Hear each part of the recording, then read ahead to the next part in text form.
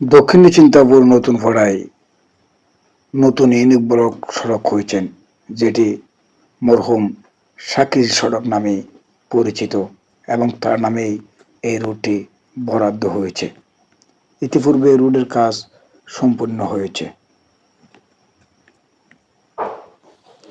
দক্ষিণী চিন্তাপুর উন্নয়নের ছোঁয়া সম্পূর্ণ হলেও দুটি ইউনিক ব্লক সড়ক রাঙ্গুনি উপজেলার দক্ষিণী চিন্তাপুর নোয়াপাড়া মরহুম শাকির সড়ক নির্মাণ কাজ সফলভাবে সম্পন্ন হয়েছে।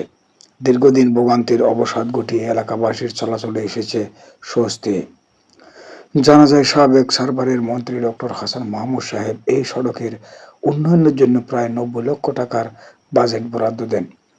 আধুনিক প্রযুক্তির নির্মিত এই ইউনিক ব্লক সড়কটি এলাকার নতুন মাত্রা যোগ করেছে এবং বর্ষাকাল সহ বিভিন্ন সময়ে যাতায়াতের কষ্ট অনেকটাই কমিয়ে দিয়েছে।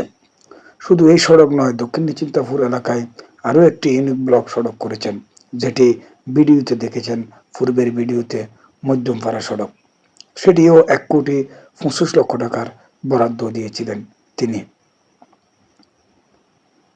যার অর্থায়নে ডক্টর হাসান মাহমুদের বরাদ্দ থেকে এসেছে। ফলে পুরো এলাকায় যোগাযোগ ব্যবস্থার দৃশ্যমান উন্নয়ন ঘটেছে।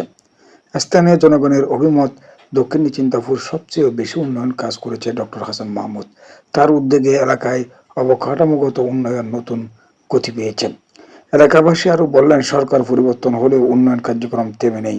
চলমান রয়েছে বিভিন্ন উন্নয়ন প্রকল্প, যা এলাকার সার্বিক অগ্রাধিকার এগিয়ে নিয়ে যাচ্ছে।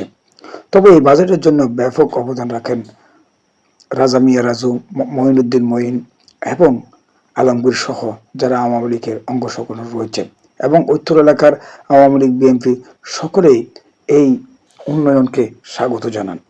প্রত্যেকটি সরকারের আমলে, সরকার যে হোক না কেন, প্রত্যেকটি সরকারকে আমরা ভোট দিয়ে থাকি জনগণ। তবে আমাদের উন্নয়নের জন্য বিএনপি সরকারের আমলেও কাজ হয়েছে, বর্তমান আওয়ামী লীগ সরকারের আমলে একটু বেশি গতিতে কাজ হয়েছে। যাই হোক, তবে সবকিছুই আমরাই গ্রহণ করছি। তবে আমরা আশা করব আগামীতে এই সরকার আমলে জনাব তারেক রহমানের হাত ধরে আরও উন্নয়ন অবকাঠামো কাজ হবে। তবে আমরা দক্ষিণী চিন্তাপুরে যে কয়েকটি গুরুত্বপূর্ণ কাজ পেয়েছি, সেই ডক্টর হাসান মাহমুদ করেছেন, তাকে সবাই কিন্তু ধন্যবাদ জানাই।